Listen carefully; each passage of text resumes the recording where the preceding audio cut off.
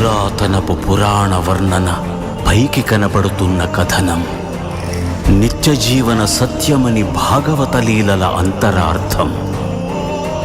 జరుగుతున్నది జగన్నాటకం, జరుగుతున్నది జగన్నాటకం.